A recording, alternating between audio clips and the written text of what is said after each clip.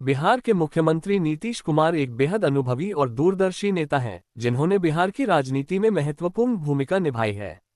सब ठीक होगा जैसा विचार जो उन्होंने कई बार व्यक्त किया है, उनका ये संदेश बिहार की जनता को आश्वस्त करने का एक तरीका हो सकता है। नीतीश कुमार की कार्यशैली और विचारधारा पर यह विचार गहरा असर डालता है और उनके नेतृत्व में राज्य की प्रगति और विकास के लिए उनकी दिशा को समझने में मदद करता है। नीतीश कुमार का राजनीति में योगदान उनके विभिन्न कार्यकालों में देखने को मिलता है।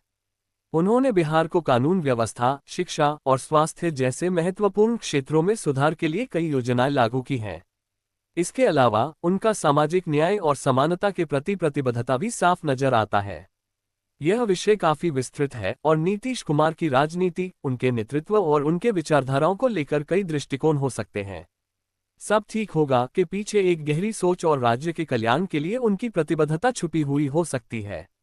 आपके द्वारा मांगी गई जानकारी को विस्तार से समझने के लिए क्या आप विशेष रूप से किसी पहलू पर चर्चा चाहते हैं, जैसे उनकी योजनाएं, उनके विचार या उनके राजनीतिक सफर की कहानी?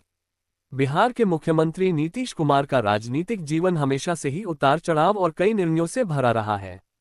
उनका नेतृत्व कई बार विवादों में रहा है, लेकिन उनकी राजनीतिक सूझबूझ और बदलावों की ओर उनका कदम हमेशा ध्यान आकर्षित करता है। सब ठीक का जिक्र उनके द्वारा कभी कभी किया जाता है, विशेषकर तब जब राज्य में कुछ समस्याओं और संघर्षों के बीच वे शांति और स्थिरता का संदेश देना चाहते हैं। नीतीश कुमार ने बिहार में कई सुधार योजनाएं लागू की हैं, जिनमें शिक्षा, स्वास्थ्य, सड़कें और महिला सुरक्षा जैसे मुद्दे प्रमुख हैं। हालांकि इन योजनाओं को लागू करने में चुनौतियां भी आईं। उनके द्वारा किया गया जाति आधारित आरक्षण, महिला सशक्तिकरण और भ्रष्टाचार पर कड़ी नजर रखने जैसे कदम बिहार की राजनीतिक धारा को प्रभावित करते हैं। राजनीतिक समझ और कूटनीतिक फैसलों के बावजूद उनका ये कहना कि सब ठीक है अक्सर इस बात को दर्शाता है कि वे स्थिति को नियंत्रण में मानते हैं या फिर सरकार के खिलाफ किसी विरोध को नकारते हुए स्थिति को सामान्य बताने का प्रयास कर रहे होते हैं। उनके इस बयान का अर्थ केवल सकारात्मक नहीं हो सकता, यह अक्सर वर्तमान परिस्थितियों को स्थिर करने के लिए एक संकेत हो सकता है, जिसमें वे राजनीति और प्रशासन दोनों स्तरों पर संतुलन बनाने की कोशिश कर रहे होते हैं। उनके मन में क्या है, ये पूरी तरह से उनके निर्णयों और उनकी नीति से ही स्पष्ट होता है। जबकि एक ओर वे राज्य में विकास के लिए संघर्ष करते हैं, दूसरी ओर उनकी सोच और दृष्टिकोण भी कई बार आलोचना का शिकार होती है।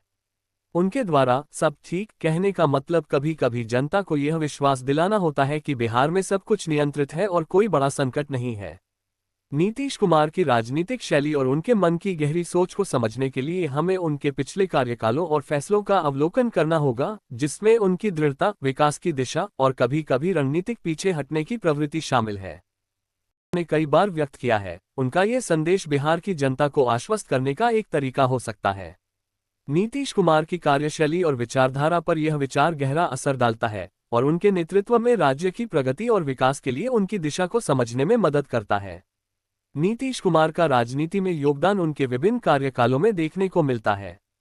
उन्होंने बिहार को कानून व्यवस्था, शिक्षा और स्वास्थ्य जैसे महत्वपूर्ण क्षेत्रों में सुधार के लिए कई योजनाएं लागू की हैं। इसके अलावा उनका सामाजिक न्याय और समानता के प्रति प्रतिबद्धता भी साफ नजर आता है। उनका नेतृत्व संकट के समय में भी शांतिपूर्ण और समर्पित रहता है और यही वजह है कि जब वे कहते हैं सब ठीक होगा, तो ये लोगों के दिलों में विश्वास और उम्मीद की एक किरण बन जाता है। यह विषय काफी विस्तृत है और नीतीश कुमार की राजनीति, उनके नेतृत्व और उनके विचारधाराओं को लेकर कई दृष्टिकोण हो सकते हैं। सब ठीक होगा के पीछे एक गहरी सोच और राज्य के कल्याण के लिए उनकी प्रतिबद्धता छुपी हुई हो सकती है। आपके द्वारा मांगी गई जानकारी को विस्तार से समझने के लिए क्या आप विशेष रूप से किसी पहलू पर चर्चा